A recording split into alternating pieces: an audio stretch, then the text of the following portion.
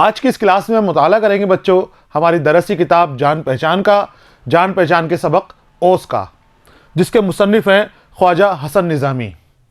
ख्वाजा हसन निज़ामी मुसव्विर फ़ितरत कहे जाते हैं, फ़ितरत के मुसव्विर कहे जाते हैं, अक्कासी करते हैं नेचर की। और ये जो सबक है हमारा ओस, इसको मैंने कुछ हिस्सों में तकसीम किया था। पहले हिस्से के अंदर हमने ख्वाजा हसन निज़ामी के मुतालिक बातें जानी थी, मालूमात हासिल की थी। दूसरा हिस्सा मैं आपके सामने पेश कर रहा हूँ। इसके अंदर हम ओस से मुतालिक सबक के अंदर ख्वाजा हसन निज़ामी ने जो बातें कही हैं, ओस को क्या कहा है, किस तरह से उसके बारे में बताया है, इसके मुतालिक हम इस सबक से जानकारी हासिल करेंगे, मालूमात हासिल करेंगे। और तीसरा हिस्सा जो होगा सबक का, वो मश्क़ी सवालात का होगा, जिसके अंदर हम हमारी निसाबी किताब के सवालात की मश्क़ करेंगे। हम अभी शुरू कर रहे हैं हमारा सबक ओस। बच्चों, ओस के बारे में आप सब लोग जानते होंगे। जब बारिश का मौसम होता है और बरसात ख़त्म हो जाती है, बारिश ख़त्म हो जाती है, रात को जब आसमान खुल जाते हैं, तब फूलों के ऊपर, पत्थरों के ऊपर, आपकी छत के ऊपर, बाहर गाड़ियों के ऊपर हल्की हल्की नन्ही नन्ही पानी की बूंदें जमा हो जाती हैं। वो कतरे जो हैं, शबनम के कतरे, ओस कहलाते हैं। और ओस के बारे में ख्वाजा हसन निज़ामी ने ये कहा है कि ओस कुदरत रब्बानी का अजीब व गरीब जलवा है, कि अगर हम चाहें तो ओस में अल्लाह की कई कई निशानियाँ शामिल हैं, उसके अंदर कुदरत की कई निशानियाँ शामिल हैं। ख्वाजा हसन निज़ामी, ख्वाजा निज़ामुद्दीन औलिया रहमतुल्लाह अलैह, जिनकी दिल्ली में दरगाह वाक़ है, आप उनके मुरीद थे और आप भी सूफ़ी थे, तो आपके कलाम में वही सूफियाना अंदाज मिलता है और वही सूफीज़्म हमें आपके कलाम में देखने को मिलता है। हम शुरू करते हैं हमारा सबक ओस। तो बच्चों, मैंने आपको बताया ओस कि बरसात के मौसम में जब बारिश होकर घटाएं खुल जाती हैं, बादल खुल जाते हैं, और उसके बाद जब रात आती है, तो रात को जो हमारे मौसम के अंदर नमी है, जो खाली में नमी है, वो नमी नीचे जम जाती है, बूंदों के रूप में जम जाती है, कतरे बन जाते हैं पानी के, फूलों पर जम जाती है, जिसे हम शबनम भी कहते हैं, वही ओस होती है। बरसात के मौसम में कोई ठंडी हवा के झोंके का ख्वास्तगार है। बरसात के मौसम में कोई ठंडी हवा के झोंके का ख्वास्तगार है, ठंडी हवा का झोंका चाहता है। किसी को ऊदी ऊदी काली घटाएं पसंद है।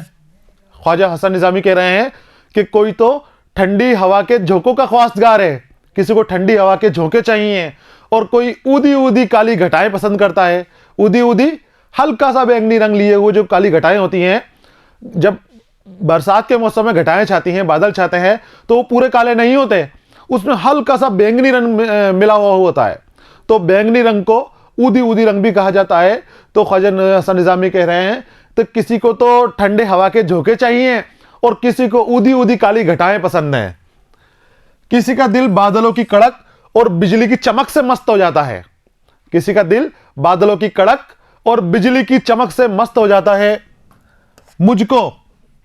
मुझको तो बरसात की यह अदा भाती है कि मैं बरसकर खुल जाता है और साफ आसमान की रात गुजर जाती है। अब ख्वाजा हसन निज़ामी अपने बारे में कह रहे हैं कि किसी को चमकती घटकती बिजलियां पसंद हैं, किसी को कड़कते हुए बादल पसंद हैं, किसी को बादलों का जो बैंगनी रंग है वो पसंद है, किसी को बरसात के अंदर जो ठंडी हवा के झोंके आते हैं वो झोंके पसंद है।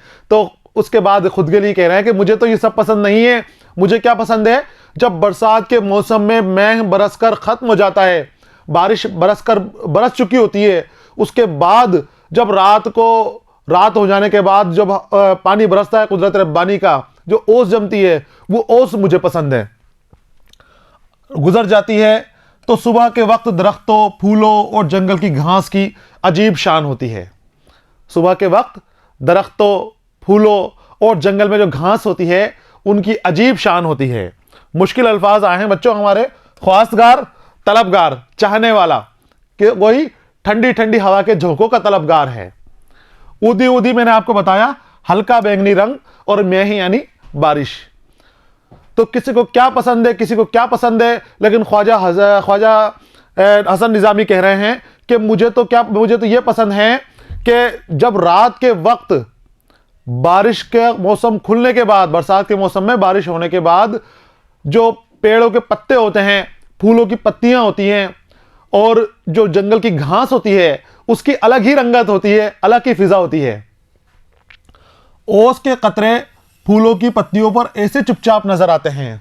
ओस से कतरे फूलों की पत्तियों पर ऐसे चुपचाप नजर आते हैं जैसे रात को आसमान के तारे टूटे थे। आपने भी ओस देखी होगी, कितनी खूबसूरत लगती है। और जब वो किसी घास की पत्तियों के ऊपर हम देखते हैं उसको, जंगली घास के ऊपर देखते हैं, या किसी फूल के ऊपर आप देखोगे ओस को, तो उसके अलग ही रंग होते हैं, अलग ही मजा होता है। ऐसा लगता है कि उसको देखने के अंदर ही अपने आप को खो जाओ, उसको देखते देखते ही उसके अंदर डूब जाओ। इतनी खूबसूरती से घास के ऊपर या फूल की पत्तियों के ऊपर ओस की बूंदें जम जाती हैं, शबनम जम जाती है।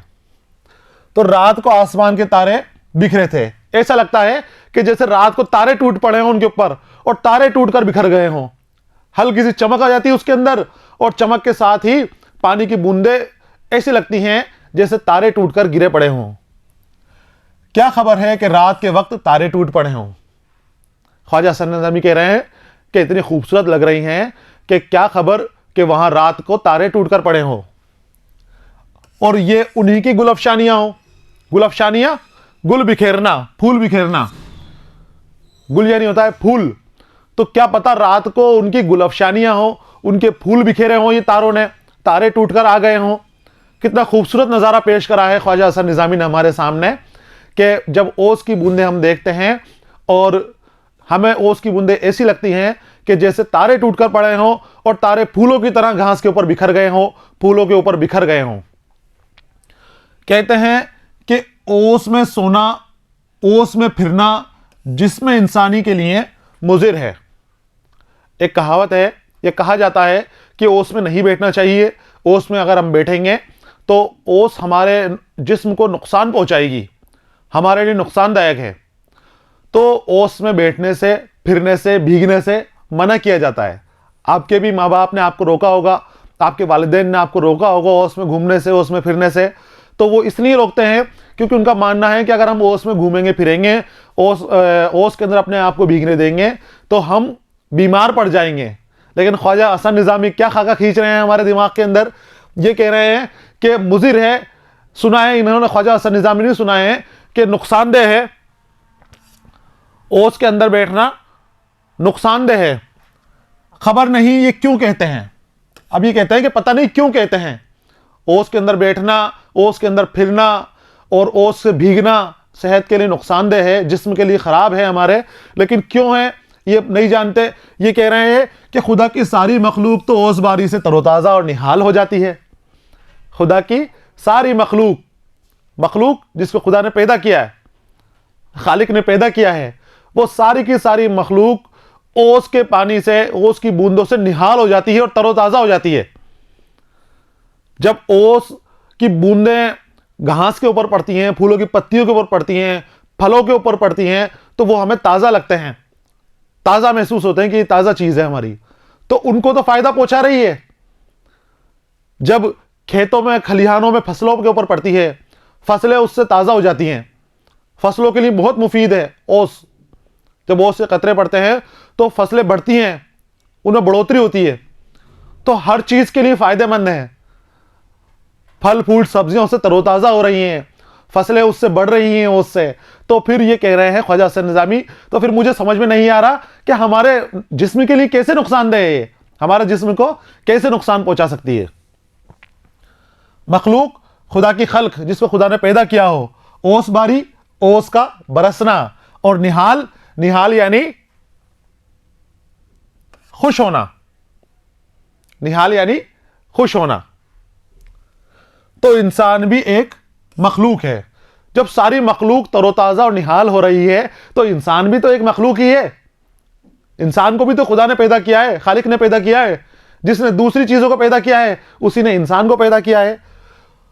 उसको इससे क्यों नुकसान पहुंच सकता है।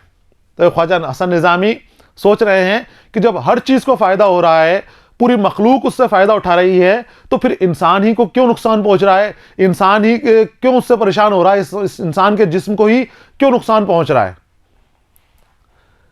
ये तो साइंस वाले बताएंगे कि ओस क्या चीज़ है, कहाँ से आती है और क्यों आती है। ख्वाजा हसन निज़ामी कह रहे हैं कि ये तो भाई साइंस वाले ही बता सकते हैं कि ओस क्या चीज़ है, कहाँ से आती है और क्यों। क्योंकि जब बादल आते हैं तो बादल आते हैं तो बारिश आती है, बारिश से पहले बादल रहेंगे तो हमें पता है कि बादलों से पानी आ रहा है। लेकिन जब ओस बरसती है तो बादल भी नहीं रहते, साफ आसमान रहता है, तब ओस आती है। तो ये कहाँ से आती है ओस? तो ख्वाजा हसन निज़ामी के जहन में सवाल आया। तो आपने कहा कि ये तो साइंस वाले ही बताएंगे कि ओस आती कहाँ से है और जाती कहाँ है, कहाँ से आती है, क्या चीज़ है और क्यों आती है। फ़कीर तो इतना जानता है कि ओस कुदरत रब्बानी का अजीब व गरीब जलवा है। ख्वाजा हसन निज़ामी कह रहे हैं, अपने आप के बारे में कह रहे हैं कि फ़कीर तो इतना जानता है कि ओस कुदरत रब्बानी का अजीब व गरीब जलवा है। कुदरत रब्बानी, रब की कुदरत, अल्लाह की कुदरत, अल्लाह की कुदरत का अजीब व गरीब जलवा है। ख्वाजा हसन निज़ामी के बारे में मैंने आपको शुरू में बताया कि ख्वाजा निज़ामुद्दीन औलिया रहमतुल्लाह अलैह की दरगाह से आप वाबस्ता थे, आपका पूरा ख़ानदान वाबस्ता था। आपका जो शिजरा है, जो आपके ख़ानदान का अहद है, अहद का शिजरा है, वो हज़रत अली करमुल्लाह से जाकर मिलता है। तो अजीम ख़ानदान से आप ताल्लुक़ रखते थे। आपके जो नेचर है, जो आपकी फितरत है, वो सूफियाना थी। आपके कलाम के अंदर भी आपका सूफियाना अंदाज नज़र आता है हमें कि आप हर जगह, हर चीज़ के अंदर, चाहे छोटी छोटी चीज़ हो, आप ओस की बारीकियों के अंदर भी कुदरत का जलवा देख रहे हैं, कुदरत रब्बानी के जलवे आपको नज़र आते हैं। जब इंसान अपने रब की तरफ मुखातिब हो जाता है, अपने रब से लो लगा लेता है, तो उसको हर छोटी छोटी चीज़ के अंदर अपने रब की निशानियाँ दिखती हैं, अपने रब की निशानियाँ नज़र आती हैं। ऐसे ही ख्वाजा हसन निज़ामी को भी अपनी छोटी छोटी चीज़ों के अंदर, ओस के अंदर भी, ओस से कतरों के जमने के ऊपर भी, बैठने के ऊपर भी कुदरत रब्बानी के जलवे नज़र आ रहे हैं, कुदरत रब्बानी की इरफान यज़दा नज़र आ रहा है। तो कुदरत रब्बानी का अजीब व गरीब जलवा है। जिनकी आंखें सवेरे बेदार होने की आदी हैं, यानी जो सवेरे बेदार हो जाते हैं। अब ओस देखने की शर्त यह है कि आपको ओस देखने के लिए सुबह जल्दी उठना पड़ेगा, क्योंकि जब सूरज निकल जाता है उसके बाद ओस नज़र नहीं आती है, ओस ख़त्म हो जाती है, गायब हो जाती है ओस। उसके बाद अगर आपको ओस देखना है तो आपको सुबह जल्दी बेदार होना पड़ेगा, जल्दी आपको कहीं ओस देखने के लिए जाना पड़ेगा। आपको देर से उठने की आदत है, अगर आप देर से उठते हो तो आप ओस नहीं देख सकते। सुबह के वक्त सूरज निकलने से पहले ओस में ज़ाते इलाही की हज़ारों जलवों का मुशाहिदा करते हैं।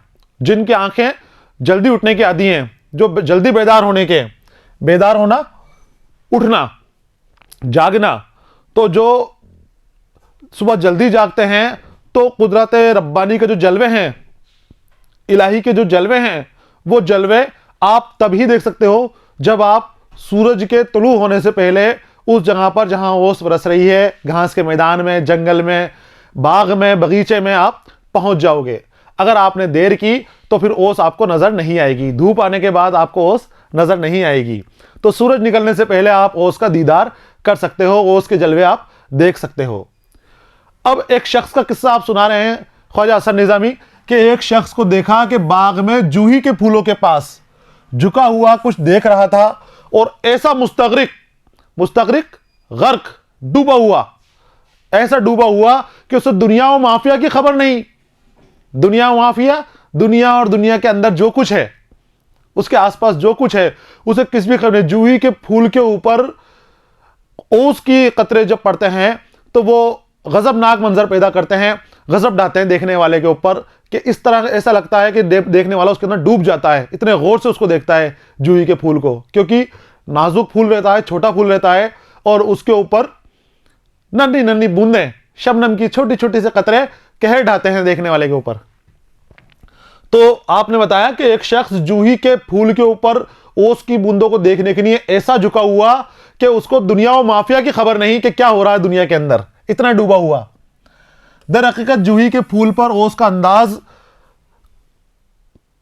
कयामत की तरह होता है, जैसे कयामत ढाता हो। जूही के फूल के ऊपर ओस का अंदाज, ओस का बूंदे कयामत ढाते हुए नजर आती हैं, कयामत की तरह नजर आती हैं।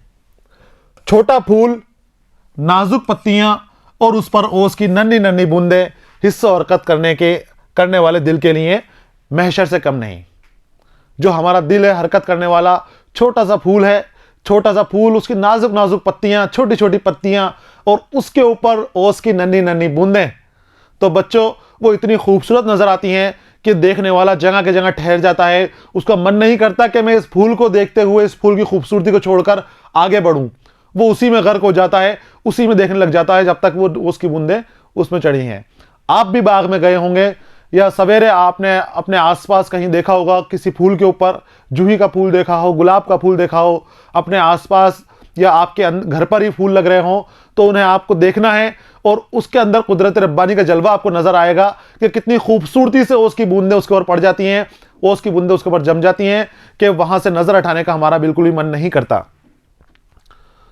तो नाजुक पत्तियां, नाजुक फूल के ऊपर, नाजुक पत्तियों के ऊपर के हिस्सों हरकत करने वाला, लगातार हमारा धड़कने वाला दिल भी, दिल की धड़कनें बढ़ जाएं और महशर कयामत से कम नहीं, दिल के ऊपर कयामत की तरह लगता है कि अब तो यहां से छोड़ के नहीं जाएंगे और इसके अलावा हमें कुछ नहीं चाहिए। दुनिया और माफिया की खबर नहीं रहती, सब कुछ भूल जाता है इंसान जब उसके ऊपर जूही के पत्तों के ऊपर, जूही के फूल के ऊपर शबनम की बूंदों को देखता है। ओस की उम्र बहुत थोड़ी होती है, ओस की उम्र बहुत थोड़ी होती है। अभी आपको ख्वाजा हसन निजामी ने बताया है कि ओस का अगर आपको नजारा देखना है, ओस के जलवे देखने हैं, तो आपको सुबह जल्दी बेदार होना पड़ेगा। सूरज के तुलू होने से पहले आपको बेदार होना पड़ेगा अगर आप ओस के जलवे देखना चाहते हो, वरना फिर अगर आपने देर कर दी, देर से उठे, तो फिर वो जलवे आपको नजर नहीं आएंगे। ओस की बूंदें सूख जाती हैं, उससे कतरे उड़ जाते हैं। रात को पैदा होती है और सूरज निकलते वक्त मर जाती है। ओस की उम्र बहुत थोड़ी होती है, रात को पैदा होती है और सूरज निकलते वक्त उड़ जाती है, मर जाती है, खत्म हो जाती है।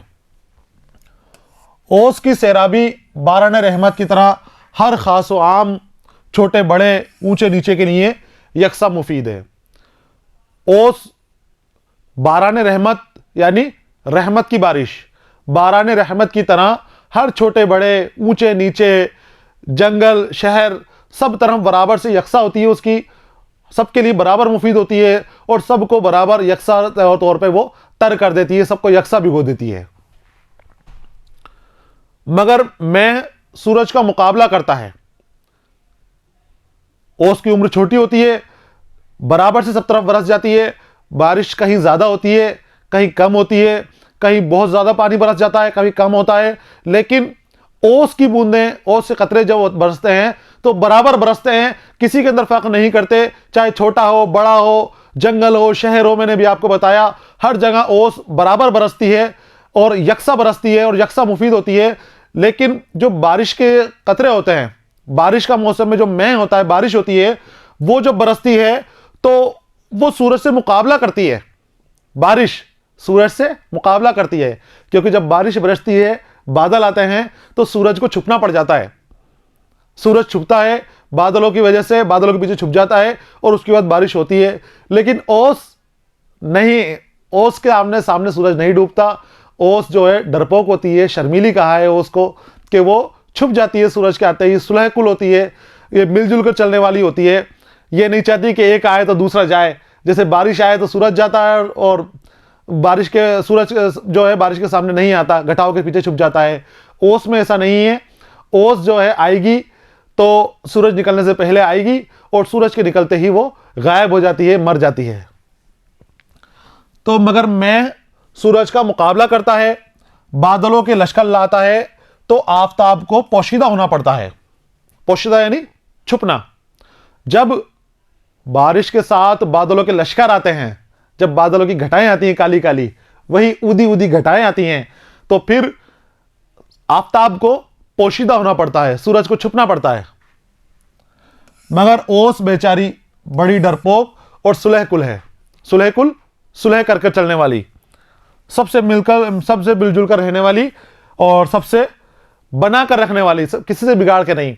तो ओस बेचारी बड़ी डरपोक है और सुलह कुल है, सुलह कुल करने वाली, सुलह करके चलने वाली। आसमान पर जब सूरज का अमल दखल नहीं होता रहता और बादल भी अपने घर से निकल जाते हैं, छट जाते हैं, तब ये आती है। अमल दखल, घुसपैठ, घुसना, बीच में जाना, जबरदस्ती घुसने की कोशिश करना। तो जब आसमान पर सूरज का अमल दखल नहीं रहता और बादल भी अपने घरों से चले जाते हैं, उस वक्त ये नमूदार होती है। जब बादल भी चले गए और आसमान में सूरज भी नहीं है, तो उस वक्त चुपचाप आती है, सुकून से आती है, इत्मीनान से आती है और सूरज के निकलने के साथ ही जान दे देती है।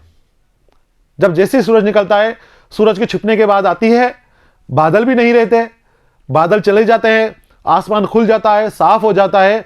उस वक्त ये हमें जब सुबह के वक्त नजर आएगी और जैसे ही सूरज निकला वैसे ही अपनी जान दे देती है, मतलब खत्म हो जाती है, उड़ जाती है। इंसान अगर ये शिकायत करे तो हक बजानिब है, हक बजानिब सही, हक बजानिब सच्चाई के साथ, हक की तरफ, यानी इसमें कोई बुरी बात नहीं है, कोई झूठ नहीं है। अगर इंसान ये शिकायत करे, कौन सी शिकायत? कि ओस तमाम दरो दीवार को, शजर हजर को तर कर देती है। शजर व हजर, शजर व हजर, दरख्त और पत्थर, दरख्त और पत्थर, शजर और हजर को तर कर देती है, मगर किसी प्यासी जुबान की तश्नगी दूर नहीं करती। अगर इंसान ये शिकायत करे, ख्वाजा हसन निज़ामी कह रहे हैं कि शिकायत करे कि ओस सभी को तर कर देती है, जगह जगह भिगो देती है, हर जगह हमें गीलापन नजर आएगा, ओस के बाद बूंदों से, कतरों से हर जगह गीलापन नजर आएगा, लेकिन हम चाहें कि हमारी प्यास बुझ जाए, हम थोड़ा पानी कहीं जमा करके उसको पी लें, तश्नगी हमारी कम हो जाए, तो वो नामुमकिन है, ओस से प्यास नहीं बुझती है। उर्दू जुबान में एक मसल है, एक कहावत है हमारे यहां पर कि ओस जब पड़ती है तो गोया हाथी भीग जाता है। ओस जब पड़ती है तो हाथी भीग जाता है, गोया हाथी ओस में नहा लेता है, मगर चिड़िया की प्यास नहीं बुझती। हमारे उर्दू जुबान में कहावत है कि जब ओस पड़ती है तो ऐसे पड़ती है कि उसमें हाथी भीग जाता है, पूरा का पूरा हाथी भीग जाएगा, सारा हाथी भीग जाएगा, चिड़िया भी भीग जाएगी, लेकिन एक चींटी की, चिड़िया की प्यास नहीं बुझेगी। छोटी सी चिड़िया कितना सा पानी पीती है वो, लेकिन पानी नजर नहीं आएगा, सिर्फ गीलापन लगेगा कि गीलापन हो गया, लेकिन पानी नजर नहीं आएगा आपको जरा सा भी। तो ओस के अंदर बहुत सारे हजार हाँ कुदरत रब्बानी के जलवे नजर आ रहे हैं, अब हक के इलाही के जलवे नजर आ रहे हैं, जिनको ख्वाजा हसन निज़ामी हमें बताए जा रहे हैं, हमें समझाए जा रहे हैं, और हमारा ध्यान कुदरत रब्बानी की तरफ लेते हुए जा रहे हैं, खींचने की कोशिश कर रहे हैं। यह कुदरत का एक गहरा राज है, यह कुदरत का गहरा राज है। क्या है गहरा राज? ओस, ओस के अंदर कुदरत के गहरे राज छुपे हुए हैं। ओस के अंदर हाथी भीग जाता है, लेकिन चींटी की, चिड़िया की प्यास नहीं बुझती, छोटे से जानवर की प्यास नहीं बुझा सकती, हर जगह तर कर देती है, जगह जगह पानी सैराब हो जाता है, हर चीजें भीग जाती हैं पानी से, ओस की बूंदों से गीली गीली से महसूस होती हैं। लेकिन अगर हम कहें कि किसी की तश्नगी दूर कर सकती है, तो वो ओस किसी की तश्नगी दूर नहीं कर सकती। इसमें कुदरत का बहुत गहरा राज है। इसमें ओस की कुछ शिकायत ना करनी चाहिए, इसमें हमें ओस की कुछ भी शिकायत नहीं करनी चाहिए।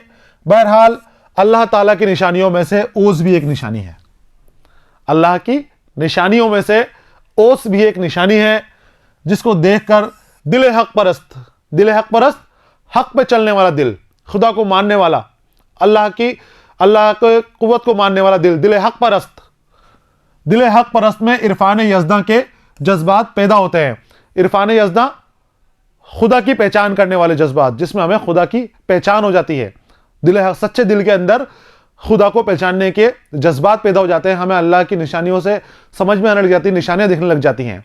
तो मैंने आपको बताया, जब आप ख्वाजा हसन निज़ामी, जो सूफियाना अंदाज हमें इनके कलाम में मिलता है, उसके अंदाज में अगर आप देखोगे तो आपको हर चीज़ के अंदर कुदरत रब्बानी का जलवा नजर आएगा। तो दिल हक परस्त में इरफान यज़दा का जज्बात पैदा हो जाते हैं, इरफान यज़दा पैदा हो जाता है। बच्चों, यह था हमारा सबक ओस, जिसके अंदर हमने ख्वाजा हसन निज़ामी के ज़बान के अंदर, दिलकश ज़बान के अंदर, पुरलुत्फ़ अंदाज के अंदर हमने इस सबक को पढ़ा और इस सबक को हमने समझने की कोशिश की। उम्मीद है कि आपको इस सबक समझ में आ गया होगा।